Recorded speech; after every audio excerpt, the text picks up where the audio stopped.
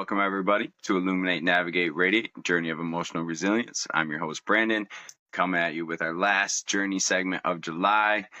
Really excited to have this guest. We've been trying to connect for probably a month or two now, trying to figure it out, or if not a little bit longer. And finally, we're able to make it happen. But another story and journey of recovery and facing different challenges. And I always love talking about these, obviously, because it's something I relate to. And we were just having a really good conversation before we started. So I'm really excited to welcome Joe from Montana on. Joe, how you doing today? Yeah, good, man. Thanks, Brandon. I appreciate it. I'm super glad we're able to connect finally, and I appreciate the opportunity and looking forward to the conversation. Yeah, man, definitely. I'm glad to have you on, and just a little conversation beforehand. I know I'm going to enjoy this next little bit, hearing more of your story and just being Yeah. able to relate on some of those things that we've been through. And so to kind of like just get in the mindset of it and get rolling with it, where do you see the importance of sharing, what you've been through and your experiences through those different struggles? Yeah. I think I learned the power of sharing just in my own um sobriety journey, I guess. I really had no idea how powerful it was. I just think it brings a level of support that is needed, a level of understanding that is very much needed. I think there's a lot of isolation that happens in not only addiction, but also recovery. And that level of understanding from community, sharing stories just with other folks such as yourself, it goes a long, long ways. Even if the situations are different, like there's still so many similarities in there. It really just helps you not feel so alone, I guess. I think that like level of relatability. Um, there's also a level of like accountability I think it brings. That's really something actually that once I started going to like meetings and whatnot, it definitely helped keep me accountable because I never wanted to go in, you know, saying that I drank again. And so that helped a lot too. And I think there's just hope. I think there's a lot of hope hearing other people's stories, hearing the struggles that other people hear and what they're able to get through really helps myself. And I know me sharing my story helps others. And so it's just like that circle of hope and kind of breaking down barriers and that shame and stigma that I think addiction brings with it. Yeah, I couldn't agree more with a lot of what you just said. And Yeah. and I really liked how you actually pointed out the isolation that can be there in recovery as well. We talk a lot about it in while we're in the midst of addiction or using or whatever. There's obviously isolation there, but definitely, and I felt that just not that long ago of that isolation and recovery. And so I really like that you brought that up. And then obviously the accountability. In sharing, I think can be a really, really powerful thing.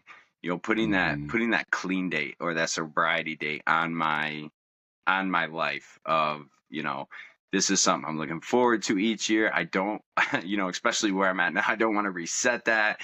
And sharing about that and telling other people that just helps you even in that moment where you might feel weak, it helps you maybe rethink that a little bit. It helps you change that thought pattern just a little bit to where it's like, oh, I would go use right now because I'm sad or I'm happy or I'm upset or I'm frustrated. Whereas like, oh well, I just talked to somebody else about that. I can't jump right to it Hmm. right away. Let me, it kind of helps you backtrack a little bit. So I really like that you brought up those two aspects of sharing and of being able to relate to somebody's story.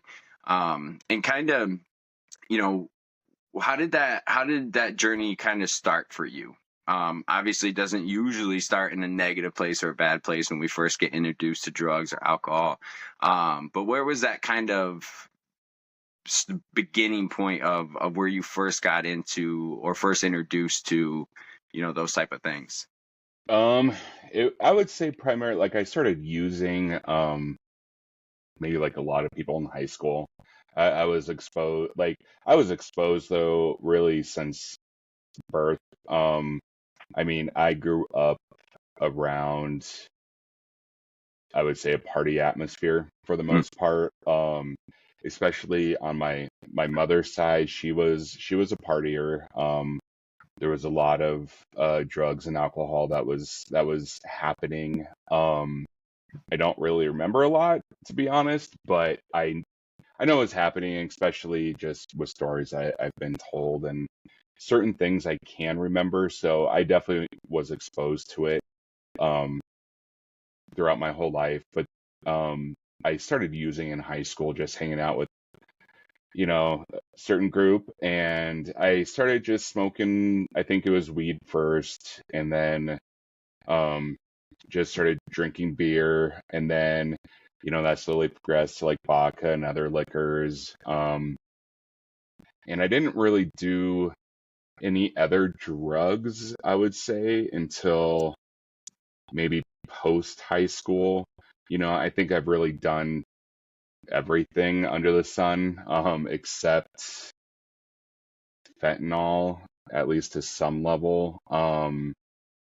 But yeah, that's when I started. I would say it was probably like about 14, and I'm currently 43, so 18 months sober, almost 18 months sober. So to put that in perspective, I would say uh 27-ish years of substance use to some degree. Yeah, I guess So it was uh, I got some experience under my yeah. belt.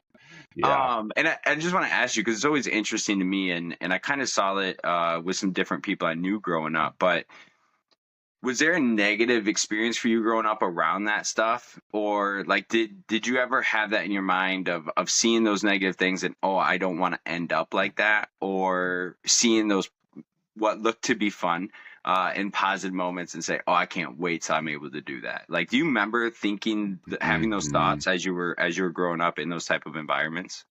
That's a good question. I like what I really remember, at least in terms of um alcohol, like because it was primarily drinking, I would say, with my family. And um I guess to give a little quick context, I won't get too much into this because it's pretty complicated, but I essentially uh grew up and was born and raised in Bozeman, Montana. Um, but then I also lived in Wolf Point, Montana, and my parents, they were never together. They were separated. I was kind of the product of, I don't want to say a one night stand, but I happened unexpectedly, and they tried to make it work out, and it didn't work out. So um, I basically would go to school here in Bozeman and then go up to the res during the summer. And really during the summer there on the res, like that's when I was exposed to a lot of those substances. And honestly, I was left to my own devices a lot, and I was pretty young. I mean, I was really young, and I, I mean they were out. This is my stepdad and mom. Like they pretty much were always out drinking at the bars and would come back and be pretty lit. And so whenever I have most of the memories was of them like yelling at each other. I would say more than anything, I have more experiences of like a lot of shouting, Mhm. anger, maybe throwing things. So I still to this day, I would say I have issues. Like if I see people like fighting, like in a bar or something, it makes me incredibly uncomfortable. And I think that's primarily why, because I did grow up a lot around a lot of that type of situations, I would say, with drinking. So I knew I didn't want to be like that, but it didn't stop me from drinking, that's Mhm. for sure. And I would say I was exactly opposite of that. I was a very much and I think it's because I'm a very empathetic person, but very much like a, a kind drunk, if you will, or just, like I was very much a loving type drunk. So, and I think that's wise because I just very much knew what I didn't want to be, and so I went very much like the opposite route with that. Yeah, and that's just always interesting how some of those like experiences when we're younger shape or impact, Hmm. how we view things as we get older. And we don't always realize it. Like you just said, you're able to look back now and kind of see some of that stuff. But it's always interesting how those mindsets start to develop so young. And it's I can totally relate to you on the being really empathetic, and then kind of more of the happy or love or drunk or even crying, and it's just emotional. Hmm. And like I think that's where I went with being drunk most of the time. And it's just and that's where I kind of fell in love with it early on, and fell in love with that feeling of just like being out of my mind, being out of my that mental struggle that I was dealing with as I was growing up. And I felt like I was happy, and I didn't always feel that when I was sober or younger. And so that really captured me and pulled me into that. And did you have an experience like that? Like, was there a feeling you just fell in love with? Was it the social aspect that you enjoyed? Like, what kind of pulled you in early on that kind of kept you going with it? I would say, I mean, exactly what you said. It definitely helped me in terms of breaking down those emotional barriers. I do remember just hearing you say like crying. That honestly brought back a lot. Like, because I think, especially during like those high school years, maybe like early 20s and whatnot, I think I cried a lot probably, and while it sounds like that, it's good because I'm letting out these emotions that I might not normally be letting Mhm. out. It's really counterintuitive because you're not really doing the work to, you know, change your mental health that you need to be really working on because, drinking only makes anxiety and depression worse. Of course, this is all hindsight, but um, yeah, that just brought back a lot. And so I would say just that feeling, the social aspect of it, I mean, it made me very comfortable in my own skin. I would say growing up, I just was not comfortable in my own skin. I had a lot of, um, I would say, identity issues, and then just with the family dynamic I was in, I wasn't like a depressed kid, but I had a pretty traumatic childhood. And it was a lot to deal with. And so I didn't really deal with it. I mean, this was a time and age where mental health wasn't really addressed. And so drinking and smoking weed was primarily what I did. It really took the edge off. Um, just, yeah, let me go into that void without really having to do anything. And it also just let me fit in with like all types of different people, if you will, I guess. I didn't really know I didn't really know like where I fit into the world at that time, I would say. And so it was a really easy way to fit in with anybody almost. Because I would say I was saying earlier, it was pretty easy for me. I was very friendly drunk, and so I was really easy. It was easy for me to kind of go to group when I was drinking or stoned or whatever, and that's what I did. And I just going like looking back now, it's like it was an easy way to cover up all of my feelings, all of the true like anxiety and depression I was feeling. I mean, growing up too as a gay man, like that was probably one of the biggest things that I was struggling with at that time because I felt very alone and isolated in that world. Um, and that identity, especially in Montana, I I had nobody I felt like, so it was an easy way to just kind of forget about it, I guess. Um, yeah, yeah. Yeah, that makes it makes a lot of sense. And it's so funny because I could probably say everything you just said almost with the I struggled so much with my identity and growing up. And so hearing you say that, and I just had a conversation last night with my wife about it, and how like I went through this spell where I was, I felt like when I was growing up, and I don't think we're too far off in age, but the whole clique thing when we were younger was big. You were Hmm. jock, or you were Oh yeah. gothic, or you were preppy, and so I went through all those phases, just trying to figure out where I fit in.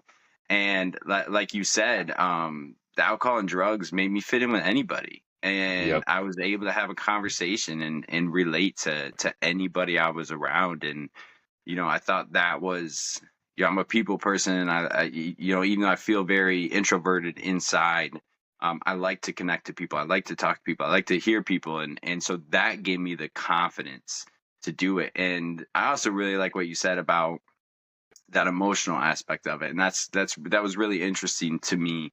So I want to just pull that out, is how it puts you in that state to kind of release those emotions. But Mm. it when you're not, when you're not able to think clearly, or you're not trying to purposely work towards feeling something or understand or process something, it can just make it even worse, because then you you Hmm. forget about the next day, and it's going to come up at another point when it something just clicks in your mind, and you go Yep. with it. So Yep. I can relate to a lot of what you just said. And I think that's powerful. It just shows, like, not talking about that stuff when we're younger and being able to process that in the right ways, um can cause some damage later on in life, right? Yep. Agreed. And you can Yeah. only like run away so long. Yeah, it eventually catches up to you for sure. Was there a point early on where it started to get bad for you? In those maybe high or late high school Um, years, or right out of high school, or were you able to still kind of ride that, just like, I guess, fun aspect of it, or the social yeah, aspect of it? I guess like major red flag was I was 20 and I did get a DUI. Um, so I wasn't even 21 yet, and I was going to the bars though at that time because I had a fake ID. Um, and I had a DUI. That was not a great situation. I came real close to getting another DUI after that. I hit and run somebody. Like it was getting pretty gnarly there for a bit, but it just kind of faded away. I didn't necessarily quit partying or anything, Mhm. but that was like the most, at least in terms of trouble I got. I got in, which is good. I feel like that could have, if that would have kept on going, who knows where I would be right now. But yeah, I that was really like the worst of it. And then it was just in the party mode for quite a while there, I would say, because I started working in the restaurant industry too, which while I loved, huge drinking culture without a doubt. And I was literally getting fed, you know, drinks by the bartender while I was working, and just would be wasted while I was working, and then be out like all night. And I mean, there's a huge chunk of my life that maybe you can relate to this. I just really can't flat out remember. I Yep. just yeah, it's like, and it sucks. I hate that, right? Like Mhm. it's, I know I had a lot of good times, but it's so frustrating when you can't even remember them, and it's like, what the hell is the point of that? Like I feel like it was just a lot of wasted times. But I survived it, and I knew I needed to make some changes, and that's like why in my mid 20s I decided to go um to college to get my undergraduate degree, and that was good for me because I think that structure really started to change things for me, and I really started to like dial in my drinking, um, all of that.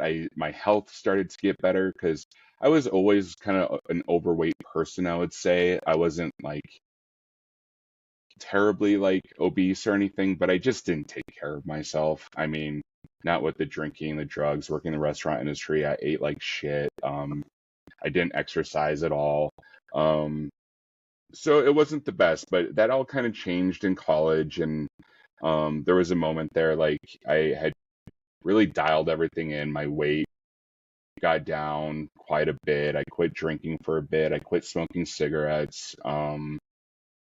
The structure of school really helped me. I was really into school, and that was awesome. And I wouldn't say like I didn't fully quit drinking, but I dialed it in, and so I thought I was okay. And a lot of my years there, like, I would do like the 30 month or 30 days, like dry January or whatever. So I would think I was okay. Like I would since I was able to do that, I thought I didn't have a problem. And I realize now, unfortunately, that is very much not the case. Not at all. So, Yeah, yeah. and that's interesting to me. Like how going to school and maybe it's because you went a little bit later. What? How old were you hmm when you ended up going to college? 25. So there was a gap there, like 18 to 25, where I just worked, which was great, but that's all I did was just drinking and partying Yeah, too. and I think that's that probably helps going a little bit later.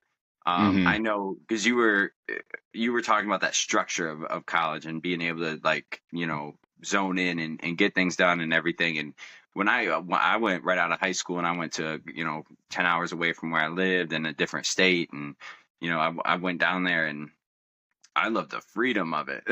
Like I could Yeah. just do whatever I wanted, and I ended up. I think I dropped out of college 4 times from 3 different places because I dropped out of the same college twice. While I kept trying to get my life back together and all that. Wow. And Yeah. it's interesting how those different like experiences can relate or change us or get us to kind of zone in or get us to think a different way. And I thought that was interesting. And then I want to kind of go back and ask you hmm as you were going through those stages and getting to that point, was there were you out as a gay man, or was that something that made the drinking and the smoking a little bit worse, just because I couldn't imagine hmm um feeling alone like that, and just something that's really rooted in who you are. hmm And so like what was like that, like kind of keeping that in as you were getting older, or Yeah. expressing it and having people accept you or not accept you? Yeah. Great question. I came out, I think I was maybe like 21, so I Mm, was a little older. Um, to like my close friends, and they were all really open, accepting of it. I came out to my family maybe a little older, like 25, 24, right around there. Again, very accepting. But really, like during that whole process, like I wasn't ex like accepting it myself. I think I had a lot of internalized homophobia, I would say, and just lack of self-worth.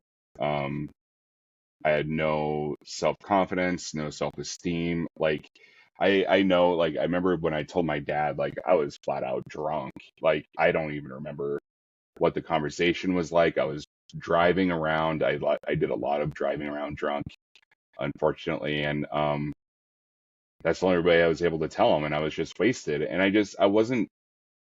was just drunk a lot, yeah, because I couldn't really deal with like my emotions as a gay man, even though I was going through the process of coming out, which was helping. Um, I wasn't I wasn't really accepting of my own identity, and that's really unfortunate. And I think that's why I also drank so much and just did a lot of drugs and all that, because I just didn't love myself, like for, I would say, the majority of my life. I had an incredible lack of self-worth. Um, my actions weren't great. I mean, I had a lot of hookups, and because here in Montana, there's not a lot of open open gay men and a lot of closet cases, mm, and so it was a lot of just drunk hookups, which is fine sometimes, but a lot of times when these other guys just kind of, you know, close the door or don't even like want to look at your face again after hookup, it makes you feel like shit. And that, same cycle of just shame and stigma along, like it just makes you drink more and it just all goes hand in hand, and it perpetuated itself for years and years. And I would say that was a cycle I was in for quite a while. I mean, I was lucky in the sense that like at the same time, I never really like felt like a lack of support from like the people around me, but I had no self-worth, literally just no self-worth. And looking back now, my actions really, really proved that, I would say. Yeah, and I Yeah. really appreciate you, going into that and being honest and vulnerable about what Hmm. that experience looked like for you and what that felt, because not only can there be shame and guilt and addiction and that, but you were feeling that for who you were and being gay, and that just it just like I don't understand not liking somebody or not accepting somebody for different things in life like people do, Hmm. but it just I can't imagine, like, because I went through inner turmoil, and I didn't have that experience, but like I had no self-worth, and I had those Hmm. moments where it was like I look at my actions, I'm like, what am I doing? And then I hated myself Yeah. more, so then I got high Yeah. again. And Exactly. it becomes that cycle of that. And when you were in that experience of kind of honing in college and kind of pulling it together, how did that feel mentally? And then was there a point where it started to kind of go backwards on you? Yeah. Man, it in when I was really like getting to my physical peak, I would say I was like exercising, which was a life changer. Like I said, quit smoking, dialed in the drinking, really was feeling great. Like I said, better than ever. But then after I graduated college, that same week, I actually met my now ex, but my partner of almost 5 years. We were together, and it was just like one of those fast and furious things. We met the week I graduated college. He had just moved here, and I was planning on leaving Bozeman, but before I know it, 3 months into our relationship, we were living together. Um, and, I just got really sucked into that relationship, and I learned a lot from that experience. It did not end well by any means, but that too was an experience I realized that I did not love myself, right? And you can't be in a relationship when you have no self-worth, at all. You just can't. And I did not realize that, but I think it was starting to come more to fruition. I would say that I had some deep-rooted issues that I needed to work on, because that is when I started to slide back into, I would say, like my older habits, slowly started drinking more, smoking weed. I started smoking cigarettes, again, um, and then just going out to eat all the time, not caring about my health. So the weight started creeping back up. And that is also a time that, um, you know, it was my first serious relationship I had ever been in. And so this was like I was 30, 31, and I had started cheating on him. And man, that was a whole thing that just added the layers of guilt, shame, all of that. Like, just so I started drinking more just to like deal with it, and that whole cycle of shit. And probably the worst time of my life, like looking back on it. A lot of great times with him, of course, but just like what I was going internally, crazy battle for sure. And we had a rough go. And we ended it. And I would say after that, that's really when my drinking got even worse. Just because I was free to really go out and do what I wanted. Um, it was an interesting situation with my ex too, because he actually wasn't really drinking at the time because he actually had like, I would say like 5 or 6 DUIs or something, which is like felony level DUI. And so I actually had to like drive him around because he couldn't even drive. But I think I had like a lot of resentment towards him for that. There's just like so many layers of like stuff, now like looking back, I just wish um would have handled differently. And I have no regrets about it though. I mean, I learned a lot, like I said, and moving forward, it was a learning experience, and that's all I can say. But yeah, that's definitely when I started drifting towards older habits again. Yeah, and I think, with what you were just saying about like learning from those experiences, right? I think it's so important to be able to look back on those and obviously we're probably not going to be proud of a lot of those things that we did or the way we handled situations or different things like that. But I think there's a lot of value in being able to look back and see what worked, what didn't, what went wrong. What was your role in that? I think that can do a lot for just continuing to grow through life. And you kept talking about that guilt and shame, Mm, and it just seems like it's such a powerful thing when we're in it. Even sometimes when we're out of it. When we start letting those two things control how we think and control how we feel, it is so detrimental. Those are I feel like those are two of the most powerful things because I mean it was everything. I could feel guilty and shame over everything, and then I'd do worse things to get high, and then I'd feel mm, worse, and then I'd do more drugs, and then I'd feel worse, or I'd hurt people, or I'd lie, or I'd steal, or I'd do all these things, and it just builds up and builds up to the point of like you just want to be out of your mind the whole time because you can't even handle it. The weight of that is so powerful and so destructive, and I think that's something that so many people can relate to, and so many people don't want to talk about. Uh, you know.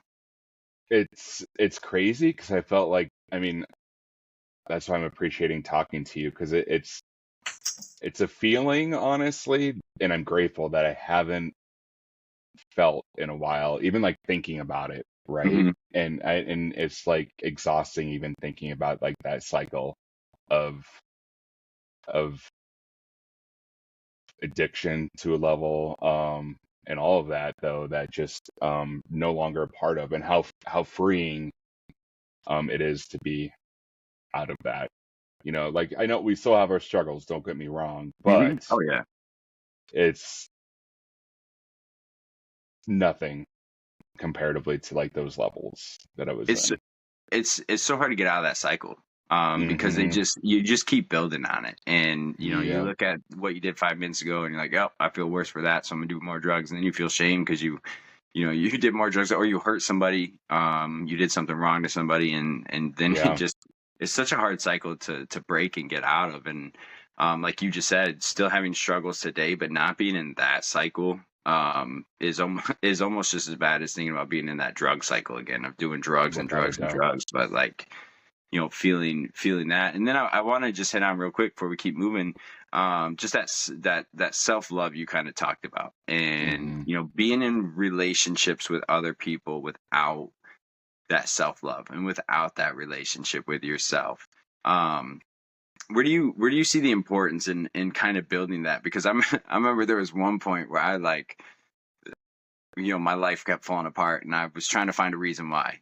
As I'm putting heroin in my body, I'm trying to find a reason. So I blamed it on relationships. And so I was like, all right, Mm-hmm. yeah, I'm not dating no more. I'm not gonna I'm not gonna do that because Mm-hmm. that's what's ruining my life. And it really all came down to that relationship with myself.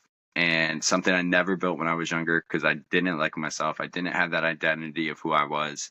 But where do you see that importance of building that relationship in yourself to be able to have like good external ones? Yeah, I think I mean, gosh, it just goes to show, like, if you have good, like, self-worth and respect for yourself, obviously that shows, like, in your actions, right? And I just, like, look back right now, and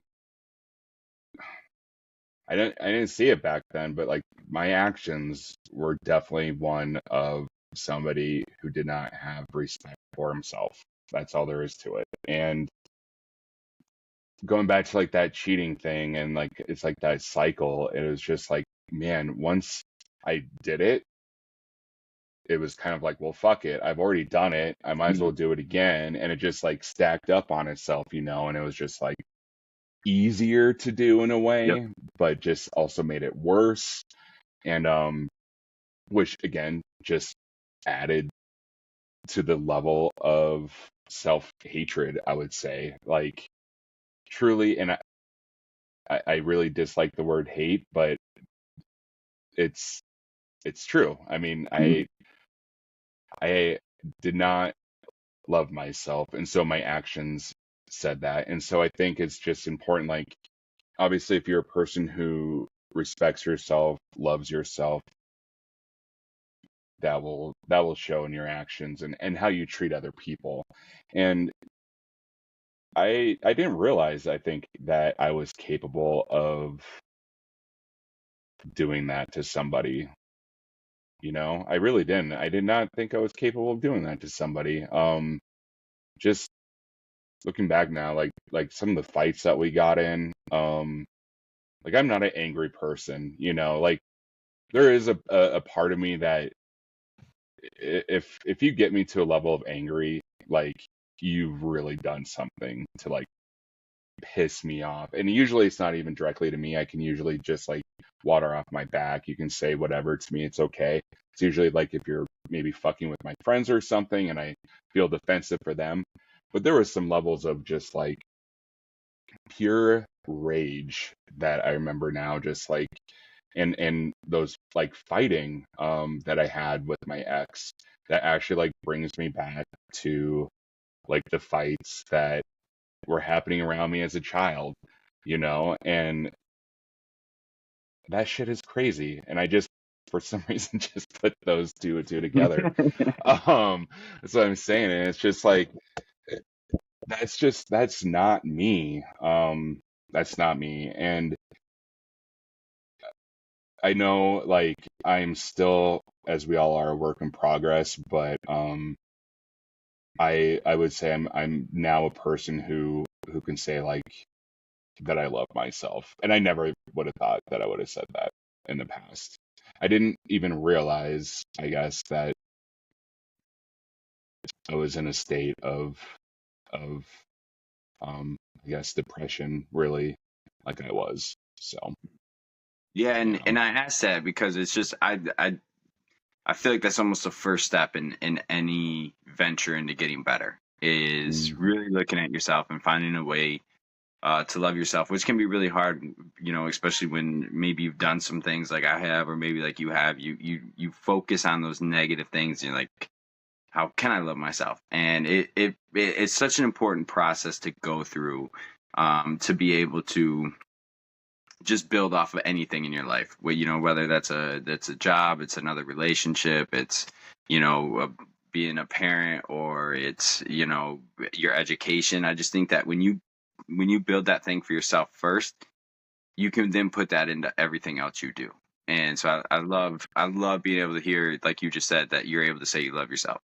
So I think that is one of the most powerful things that we can say as a human, um, because it's so important to living a happy life, which I think we would all we would all want to do, as we go. Um, and that's why I wanted to ask you that question, about that. But going back to you and your journey through different things, things started to get worse again. You kind of started sliding mm, backwards.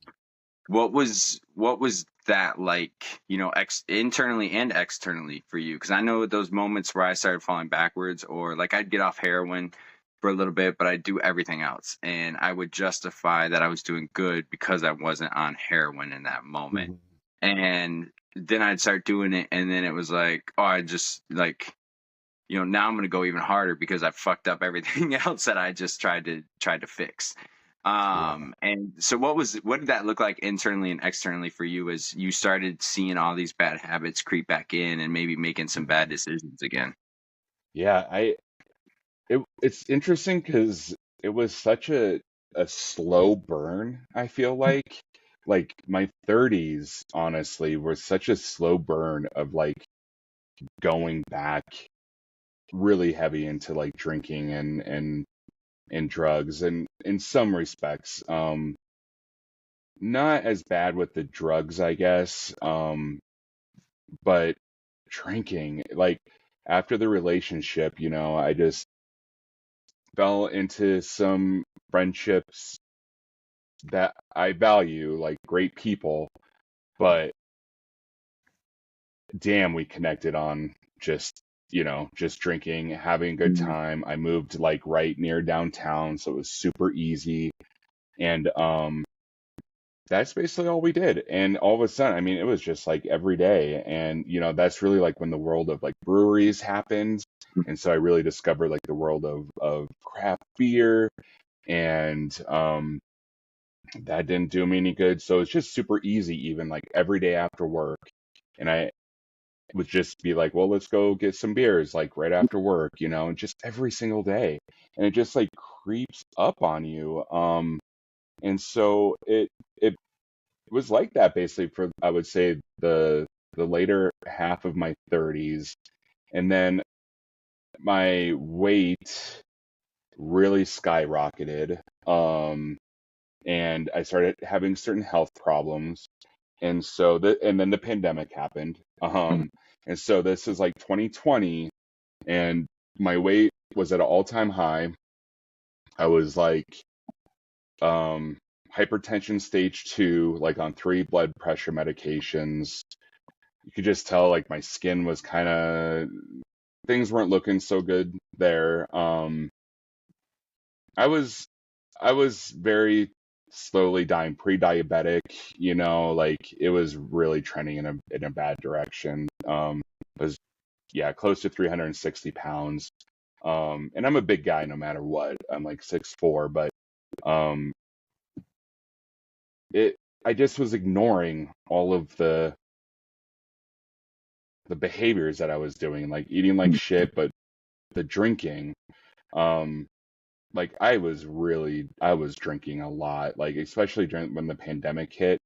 I just remember being like, well, like a bottle a week isn't that bad, like plus however much like beer and White Claws and shit. And I was drinking White Claws, and I was like, well, White Claws, that's like better than beer, right? For whatever reason, because it's like less calories. And like I said, like I'm justifying it by comparing it to either like older behavior that I was doing that was worse, or maybe like the alcohol isn't as bad, but it's still alcohol, right?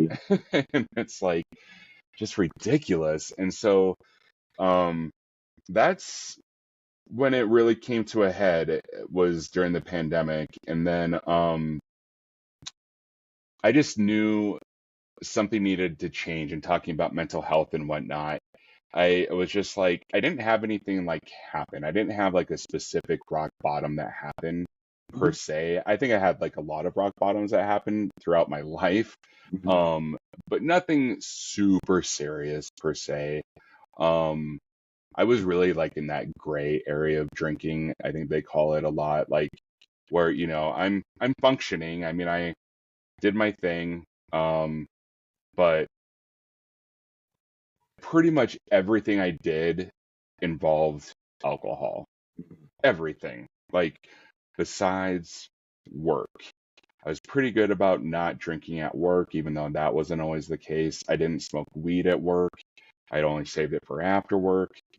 But it was an everyday habit regardless. So it didn't do me any good. Yeah, and I think with alcohol, right, it's almost easier to fall into that slow burn and that cycle of being able to justify it and being able to say like, this is okay because it's just a drink. And like I remember just being in rehab and um, thinking, all right, yeah, I got to give up hard drugs. Like, that's why I'm here. That's how I ended up in this situation. But when I get out, I'm still going to smoke weed and drink because those are acceptable, especially now with weed, Mm-hmm. way more acceptable than when I was smoking back in the day. But it's such a social thing, and it's so much Yep. harder because what you just said, um, especially I think with the brewery thing and the draft beers and let's go have some after work, and Yep. I hear that around me every single day. I hear people Yep. say that all the time. And I work in a school, and it's sometimes it's like, oh, hey, we're gonna go stop here on the way home. Or, when I was coaching soccer, that was a big aspect of it was, bringing beers to the coaches meetings, or, doing aspects of like that. And I was in a good mindset, especially in that, but you just see how easy it is to, like you just said, compare and justify, like, oh, this is okay. This beer isn't Mm-hmm. as bad as that beer. This beer isn't a bottle of Jack, or however you Yep. want to compare that and justify it in your mind. I think that's a really hard conversation for people to look at. And Yep. unless you are, 10 DUIs in, and um, you know, losing everything to the drink. I think it's such a hard thing for people to say, like, I have a problem because I'm functioning. I'm Yeah. going to my job, I'm taking care of, my family, I'm taking care of the bills, like, Yep. I'm okay. I'm good. And I think Yep. that's where alcohol is really tricky and really just a little bit more powerful, because if I walked around with a needle in my arm, people are going to say some shit right away. Right. I Right. walk around with a drink in my hand, people are like, oh, Brandon, you're having a beer. That's awesome. Like, no, this is just the first step to my life going away. And Yep. that's where it's really an insane thing. It's true. Um, and you said you didn't have like that one moment where you realize things had to change. But what was that, at least thought process, like for you? What, from that time that you started to have that thought to the point of actually taking some steps? What did that Yeah. that first couple steps look like? Those first couple thoughts, how did they kind of snowball progress into getting better?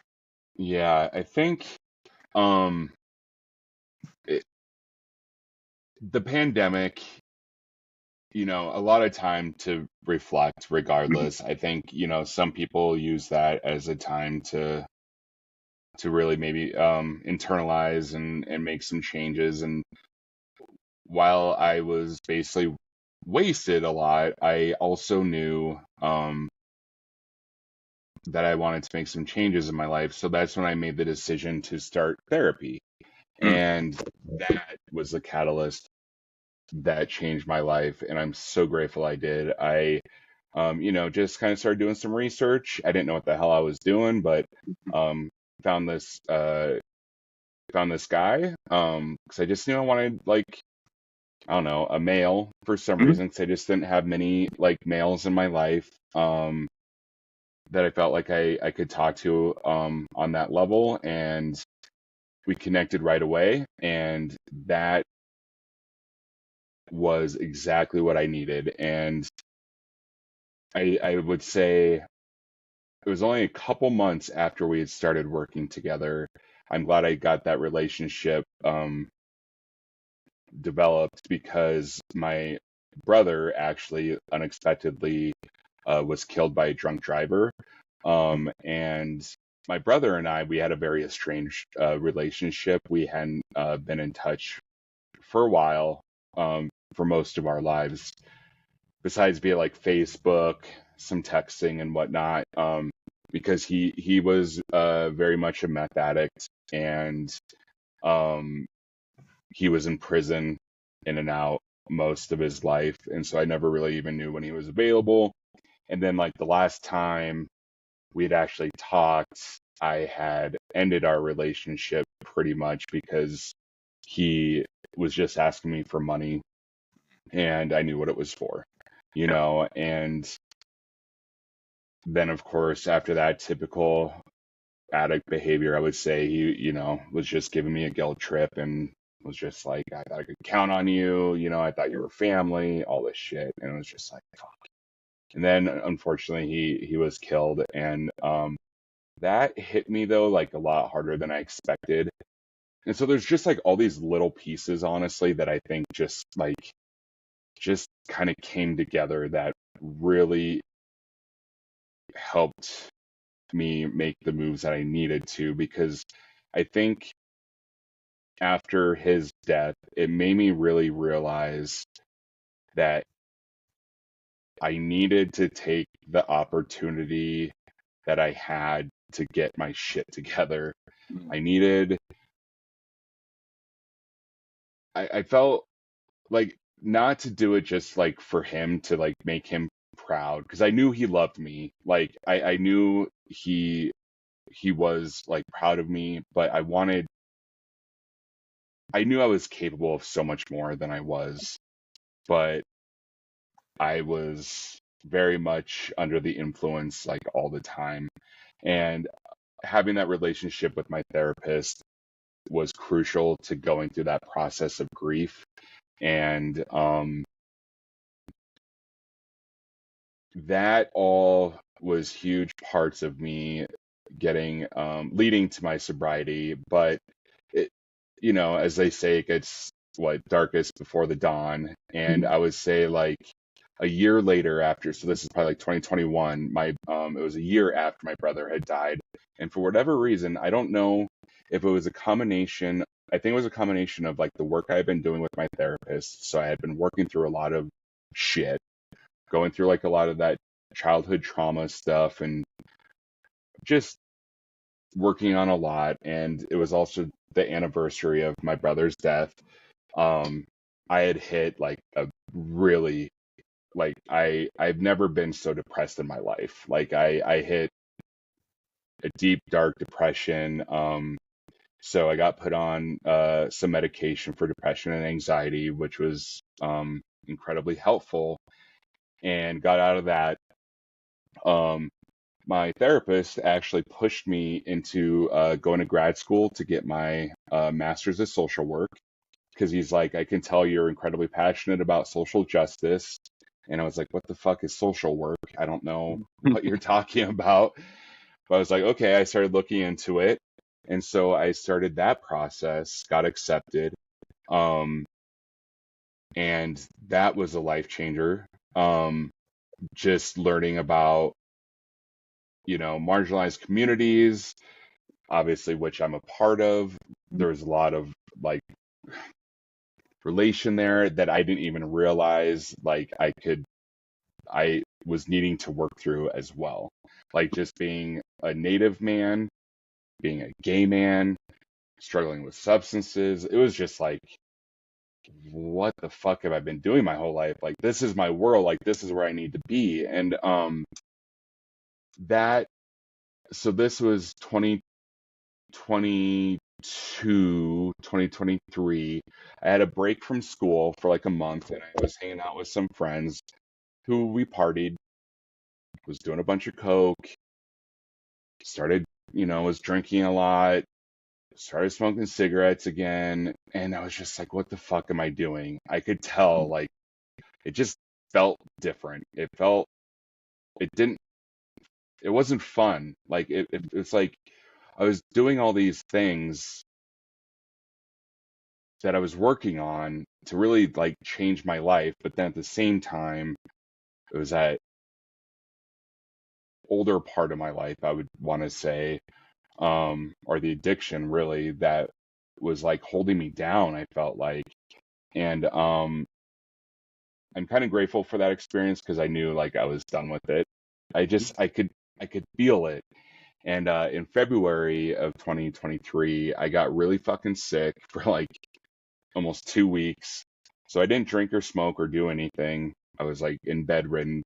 And that was my sobriety date, is because I just decided after that I was done. I was basically like detoxing myself, fucking over it. And so from there, that's when I've been sober, and it's the best damn thing I've ever done, for sure.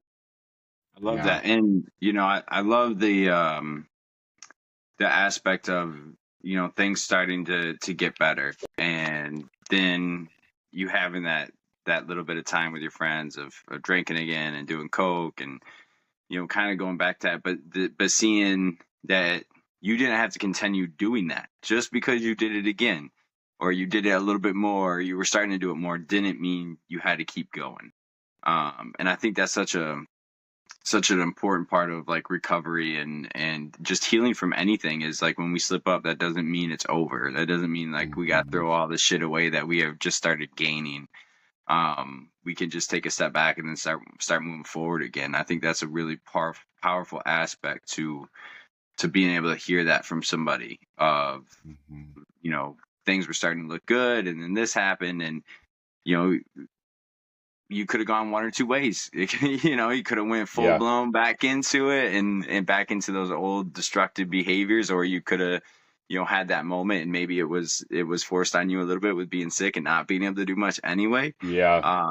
But it doesn't matter how it happens, right? It just as long as Hmm. it happens and you get to experience that. And um, the therapy thing I think is great, is so important. You mentioned medication too, which I appreciate you sharing because I know some people are like a little skeptical about that as well. But it's to me that's really important because when you start saying all that stuff, I'm hearing a lot of different things that you were doing to try to make things better, Hmm. and you didn't just try one thing and say nope, my life isn't better, back out to it. No, you were trying multiple things, and that's so important, when it comes to getting better. Just Yeah. because something works for me doesn't mean it's going to work for you. Just because somebody goes to meetings all the time doesn't mean you have to go to meetings all the time. It's just Yep. there's so many different ways, and I think that's so important to remember and pull out of what you were just talking about. um that's awesome. That's a Yeah. really awesome place to end up in. And I really like, finding your passion or finding out what you want to be a part of with the social work and social justice. And Hmm. I think that's so important in today's world right now, and different things that Yeah. are happening out in out in our country. Yeah.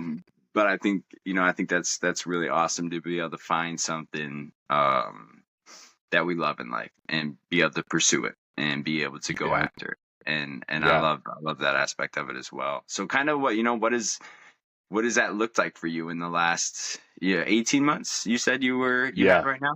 Yeah. So Yeah. what is that 18 months kind of look like compared to some of those Oh, previous rough spots in your life? yeah. Holy shit. It is been such a roller coaster, man. Like, I've never expected anything like this. It's honestly been the most challenging thing I've ever done by far, but the most fulfilling thing I've ever done too. Like, literally changing my life and my identity all around. I would say, like, into kind of touching on like the medication aspect that you said, because I get that too. I've known people who I think really struggle with maybe the acceptance of maybe taking it themselves Mhm. or Yep. whatnot. But and I get that. I'm not pushing it on anybody by any means, but I am a total advocate for Mhm. using all of the tools and resources that are given to you if it's going to help you. Like, not abusing it, if it's something that works for you, I say, like, why the hell not? And it was 100%. something and it was something I never explored before, and it was something I talked to with my therapist because we had a good relationship at that point, and I was just like, it was to that point where it's like it was bad, right? Like, it was a full on like chemical imbalance, like, and I was like, I need something. Like, this is not, I'm in a really bad place. And he knew it, and he's like, yep, I get it. Let's do this. And those like taking the medication allowed me to do the work, right? It's not like I just quit going to therapy Oh yeah. or anything. It's like that was really just the beginning of more work. I mean, I've just been working my fucking ass off, to be honest. And it's just like it's exhausting in a lot of ways, but it's also like so worth it. And that's just it. Like, no matter what, you have to be willing to do the work. And I'm not an advocate of like maybe just like, you know, popping the pills, but not really doing the work to maybe doing the like doing the work for the underlying issues. Um, but yeah, sobriety, amazing. The first few to 6 months, not so great. I would say they kind of sucked. I again, I didn't go into it just thinking like, oh, I'm done drinking. Like I did not know the last beer I had was going to be my last beer. That's for sure. Um, it I think just kind of was like, well, I'll just do this for a few months because that would have been like the longest I'd ever gone. And after that, though, I started feeling some of the benefits of it. I still wasn't feeling that great, and it's kind of annoying because everybody's like, oh, you must feel so good. And it's like, oh, Not fuck always. you. Like, I do feel good. Don't get me wrong. I'm not hungover, but I don't feel great. Like, and I didn't really feel like that clear-headedness yet, and it was like it took a few months, and then all of a sudden it was like that level of like, holy shit, I feel clear-headed. And so that was enough to keep me going. And so it's like, all right. And 6 months in, I did my first like sober vacation, which was really difficult. It was good, but it had its struggles, and um it I don't know. I felt like I was missing something, I guess, because I was really isolated, I would say, during that first 6 months, because I definitely distanced myself from the folks I was hanging out with for the most part, because I had to. Um, but I wasn't connecting with anybody, and I love connecting with people. And so that's when I discovered just like, I think scrolling on social media, um, discovered a sober community, like virtual sober community, and I just had no idea such a thing had existed because I really wasn't interested in AA. I think AA is great for its purpose that it serves to certain people. Just from how I'm familiar with it, don't get me wrong, I just don't think it's my thing. I'll probably check it out someday, but probably not.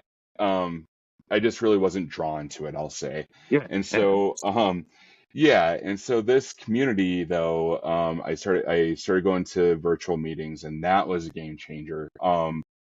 That again, like we were saying, like talking about like sharing stories and whatnot, like that changed my world because I did not feel alone anymore. I met some incredible people. Um, it really opened up everything. And that's like when I started sharing about it on social media, just connecting with people that way too. Um, Social media, like I think it's a double-edged sword. I like it in a lot of ways. I don't in a lot of ways. But my sobriety and talking about mental health and recovery has given me a purpose on that, and connecting with people such as yourself. It's like been amazing, and I have no fear of being vulnerable on it, and I think it needs to happen more. I think there's a lot of power in that, and I have made some great connections via social media or virtually, just through talking about it, but also much more honest and present connections, even if a lot of them are virtual. But even like locally, like one of the best, and I'll make this quick, but one of the best connections I've made is actually like with an old acquaintance of mine on Facebook. I was posting something about sobriety, or maybe I posted something about like my 9-month anniversary or something, and he messaged me, and I was like, who the fuck is this? I don't know who this is. We hadn't talked in years and years, and put it all together. And he was just like, it's really good to see that you're doing well. Like, I'm actually really struggling with all of this. And it turns out like he was actually my old bartender at a local bar that I went to like all the time, and was like, well, let's meet up. And like later that weekend we met up, and I could tell he was struggling. He was drinking some beers, but we just connected again. Like, I mean, it was like immediately. It was just like we had seen each other last week, and I don't know, he helped me so much, and I know I helped him so much, and so now he's celebrating almost like 1 year sober, and I we've just connected. And I'm actually going fishing with them like later this afternoon. And so it's just like that. I I couldn't be more grateful. And that's the power of sharing, like right there. Because you never know who you're gonna reach. Like it really touches my heart, and like I couldn't be more grateful, I guess. And now I'm totally forgetting where my train of thought is. So that's that. But yeah, I'm loving it. Sobriety is it's leading me to new places. I've lost like 100 pounds, 105 pounds. So my health is like I mean I'm working out, my mental health, the self care, I'm doing all of it. Like I don't know, man. I'm like more excited for the future than I've ever been. I definitely am going to go into the work of addiction recovery in some capacity. I don't know what yet, but it's definitely what I'm going to go into, because I didn't realize like the power that I have just being a male who's gay, native, substance use. Again, how much that can like help other people. Like, no fucking clue. No fucking clue. So hell yeah, I'm going to use that to help other people in any capacity that I can. Um, so that's where I'm at right now, and I just want to get through school. I Yeah. have 1 more year of school, and then I'm good to go. It's kind of the bane of my existence right now, to be honest. I love it, but I don't. Yeah.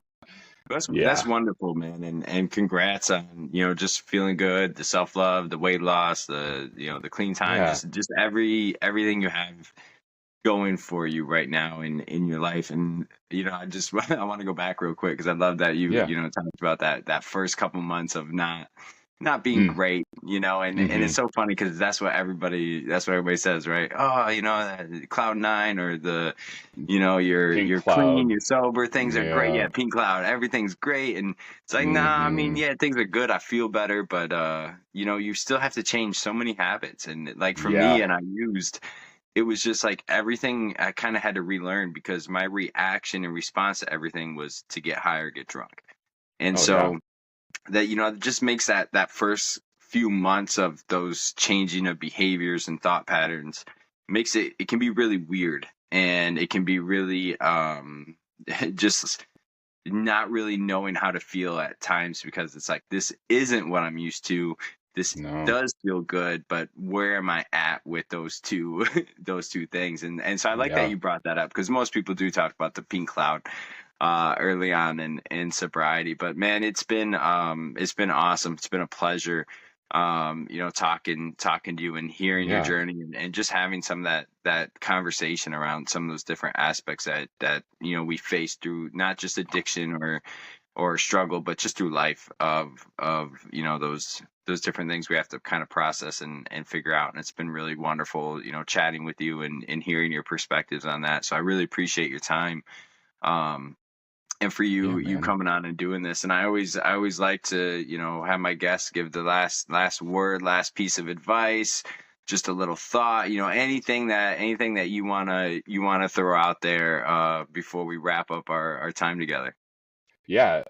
Well, you're amazing, Brandon. Thank you. I appreciate you and what you're doing, and this is incredible. I think just allowing, like, giving a platform for people to share their stories and having conversations in itself is invaluable. Hmm, So thank you for doing appreciate this, that. man. Oh yeah. Goes a long ways. And I mean, I fully embrace all the cliches, I guess, of sobriety, like I never thought I would, but it really is like one day at a time, right? Like Hmm. one day at a fucking time. Like, Mhm. it can get so overwhelming. I think we can get way ahead of ourselves. Future trip. I still find myself doing that, but I'm much better at just like focusing on today, giving myself grace. I mean, we're fucking crushing it. We're doing it. Like, give yourself grace one day at a time. Progress, not perfection. Just show up. Yeah. Yeah, man.